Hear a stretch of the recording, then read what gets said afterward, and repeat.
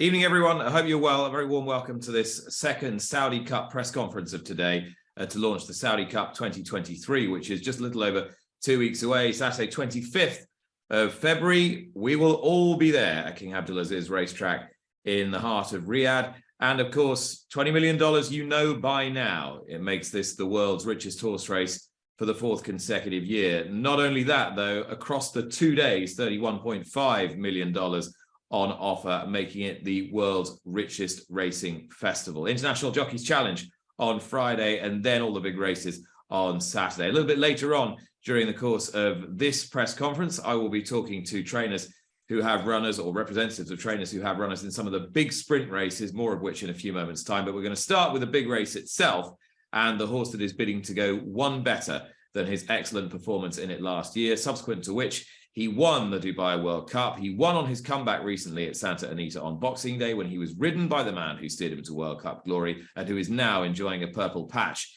in Santa Anita, Frankie Dettori, who I'm hoping is on the line now. I can probably hear him, but I'm not sure that I can see him yet. So come in, Frankie. Are you there?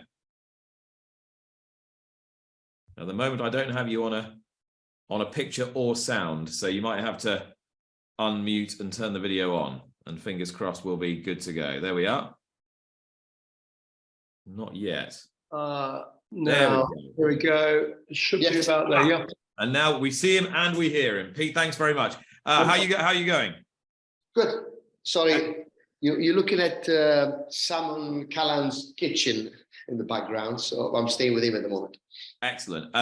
Everybody on the line listening to you, interested in how you're adapting to life in California. I saw you in Florida last week, and you won the stakes race for Country Grammar's trainer Bob Baffert at the weekend. You said to me a couple of weeks ago you wished you'd done this 10 years ago. Was your tongue in your cheek, or were you serious? Yeah, serious. I'll be honest with you. I didn't realize how well things have gone this year, and how, people support has been amazing. And yeah, look, I came here 30 years ago and I forgot how nice California is, and I really enjoyed the riding. And yeah, it's been so far so good. Like I said, a bit of looking back, I wish I spent a few years here in the winter, but it is what it is, and let's enjoy now. Tell us a little bit about the scene in Santa Anita at the moment, and how you're getting on relative to the rest of the riders there. Well, obviously, it's kind of two sets of jockeys. Is the South American side, and then it's like the over 50. Basically, it's myself, Hall of Fame like Ken DeSomo, Johnny Velasquez, Mike Smith, Joe Bravo. So I mean, I know these guys for 30 years, so is ultra competitive super riders, and I feel very much at home here, so I'm enjoying it. And when you ride with great riders, you also get the best out of you as well. And do you think you've raised your game? Do you think you're riding better than you were, say, last year or the year before because of it? I'm not saying I'm riding better, but it's good, because yeah, they don't kind of give you any free rides, so you have to be super sharp, super fit, and yeah, you have to, they're superstar, like I said, all of favorite riders. So you're competing with the best, and yeah, it does raise your game a little bit. And of course, you've been riding some stakes winners for Bob Baffert. You were riding Good 3-Year-Old at the weekend, and it all kicked off on Boxing Day with the horse that we're here to talk about, really, Country Grammar, who could yet be one of the most important horses, if not the most important horse of your farewell year. How's he getting on? Yeah, I mean, it took me by surprise the first day I came here to ride, and it was one of my first runner, Country Grammar, and a lot of pressure was on, and Boxing Day was 40,000 people here, and it was a big favorite. So, I wanted, of course, I wanted the horse to win, but he won in style, and I was super pleased with him, and he still retains all the ability that he had last year. So it was a good start of the season. Bob made it very clear to me that the Saudi Cup was going to be the next target. That's why he never ran in the Pegasus. And yeah, but touch wood at the moment, all system go for Saudi. He must be a very tough horse. I was thinking the other day, there aren't many horses who finished behind Flightline who've come out and done anything. Most of them just had their spirits completely broken. What is it to say to his constitution that he could do that he could win in Dubai last year right off the back of a good run in Saudi? Actually, funny, actually, when I text Bob Baffert after Flightline beat him 19 lengths, and I said, oh, that was a good run. And he said to me, well, Country Drama thought he won because he never saw Flightline. Now, in fairness, he's a super consistent horse. He is unfazed about anything, and yeah, I mean, he's you know, he's solid. He was second last year in the Saudi Cup. I rode him in the Dubai World Cup. He had a good season, and Amir Zidane, you know, is from Saudi, and there was always the aim to go back to the Saudi Cup where he was second last year. I mean, you've seen the race last year, and then you won on him in Dubai. Are there any reasons for thinking that he could perform better than that? That there is a setup that suits him absolutely perfectly. If you could design a race for him in Saudi, how would you have it? How would you have it run? He's very straightforward. I think the way that the season went for him last year, it just showed that he's very versatile, can perform in other countries, and he's solid. He's very solid, and I'm very pleased to able to ride him. So we still got a couple of weeks left, and I hope those ships to Saudi in one piece. And when you have a 5-year-old, you're kind of confident that traveling is not going to be an issue, and he's going to bring his A game, and it's going to be a tough cookie. Seriously, and I'm just looking at the likely makeup of the field now. So you got the horse that beat you last year, Emblem Road, or beat him last year, Emblem Road, who looked good on his comeback. He beat 19 rivals, admittedly a small race, but he looked very good. Scotland Yard, who was trained in the US and has now gone to Saudi and was very impressive in the Custodian of the Two Holy Mosques, the big trial race. Panthalassa heading a field of 6 for Japan, possibly 6 Japanese rivals. Saffron Beach for Jane Chapelheim, very good turf filly. And Tabor, who is the danger within, really. Do you think the Friendly Fire is going to be the most potent fire, owned by Amir and trained by Bob Baffert, of course? Absolutely. He won the Santa Rita Derby. Perhaps the Kentucky Derby came a bit too quick for him, but he made a great comeback run the other day, won. And, he's got fresh legs, little mileage on the clock. And yeah, he's one of the horses that I would fear, because, he's got plenty to give. What have you made of the way that this meeting's kind of bedded in, and the way that the track in particular plays for all the international horses? Well, listen, I've been going to Saudi for the last, don't laugh, 30 years. And this new track, I think, has been built 12 or 15 years ago. It is, I'm not just saying because we're talking about the Saudi Cup. I think it's the best dirt track in the world. Beautiful layout. The sand is not as harsh as some of the American tracks. As proven, Miss Sharif, who was a turf horse, won on the dirt. You're never gonna have. It's like a happy medium where some turf horses can adapt to it, and they can face the kickback, and so it just kind of brings the two categories close, and that's why even turf horses can do really well on this dirt track. We've got a few questions in for you. Yep. And yeah, I meant to say, if you have got questions, just pop them in the Q&A section there.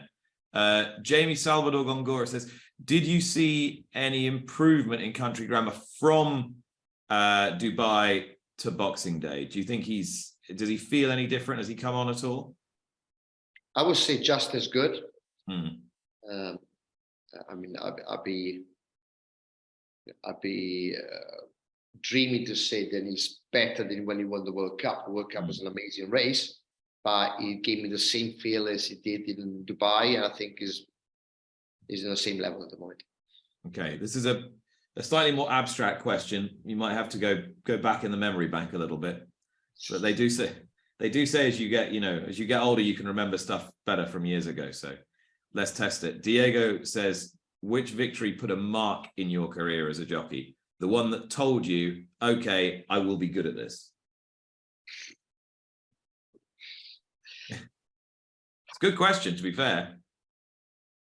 I really don't know, but when I started riding at 16 and I was winning races, I thought, I'm not too bad at this, but I can't really pick one race. So, from an early age, basically, Dad was a jockey, and I rode horses all my life. So I can't really recollect which, but from really when I started as an apprentice, I realized, well, I'm pretty good at this. So Richard Grove says, this is your last Saudi Cup, Dubai World Cup, Breeders' Cup. You're enjoying such a great time of it so far. If it continues, would you have any second thoughts?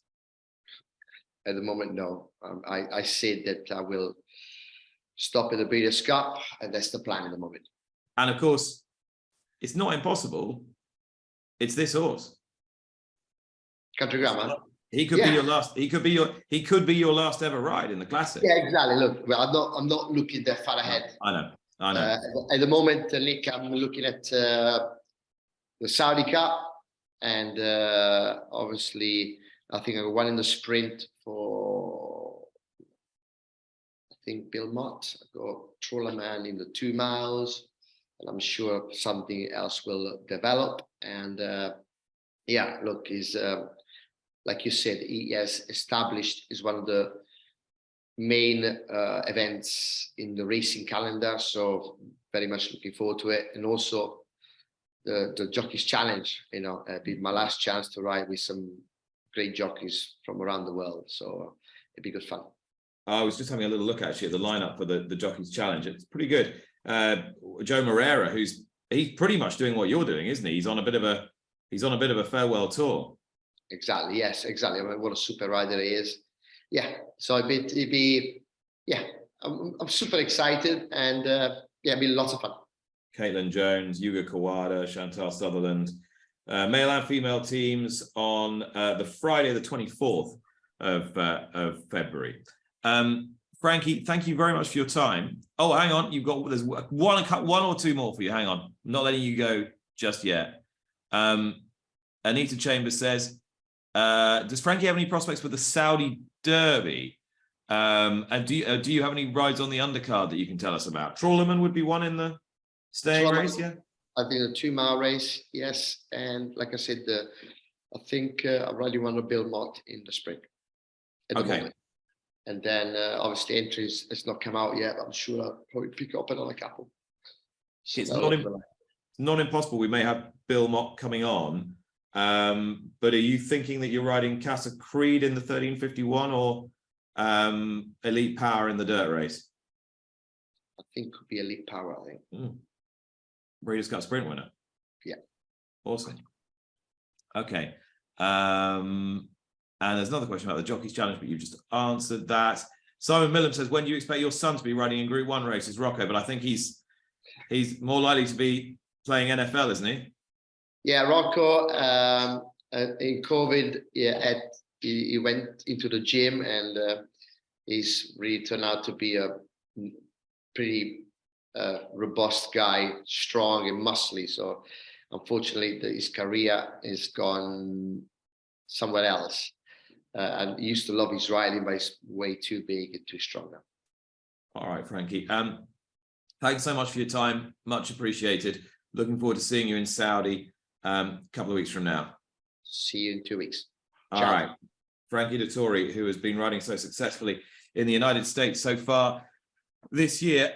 Unfortunately, we were supposed to be connecting with Scott Blasi, the assistant trainer to Steve Asmussen, but Scott is not with us, unfortunately. We can't connect with him. So we may have to just try and reconvene another time and send you the information out privately. But I hope you'll agree that that was very instructive and great to hear from Frankie, who of course is going to be one of the key stories at the Saudi Cup on last year's runner-up. Country Grammar also be riding Trawlerman, and it sounds as though he's picked up the ride on Elite Power for Bill Mott, the Breeders' Cup Sprint winner and Eclipse Award winner, Elite Power, in that very contentious category. Casa Creed also racing for Mott. I guess there's a possibility he might pick that up. I don't know. In the turf sprint, the 1351, the extended turf sprint, he was second in the race last year, behind one of the 4 Japanese trained winners on the card. And just a reminder that Pantalasa heads the Japanese contingent of 6 that are currently entered in the Saudi Cup itself. So just a reminder then, Saturday, February the 25th, the world's richest horse race, the Saudi Cup, taking place at King Abdulaziz racetrack in Riyadh. The day itself, $31.5 million, the race $20 million, the festival as a whole, $35.3 million. Other high points that perhaps you hadn't taken stock of so far. British challenges that we talked about in the earlier press conference, if you were with us then, Sabuska and Mr. Cut, they've been confirmed for the Neon Turf. The Red Sea Turf Handicap could well feature Subjectivist. This is the second most valuable staying turf race anywhere in the world after the Melbourne Cup. So much to enjoy, so much to look forward to. As I said, Gunite going for the Riyadh Dirt Sprint, a horse who had such a prolific campaign last year, and lots more. And we will keep you up to date on all the Saudi Cup social media feeds, and of course every Thursday on my podcast with Martin Kelly as to what's happening, and of course more frequently than that as we draw closer to the day itself. That is all from me. I thank you all very much for joining, and we will speak very soon. Take care.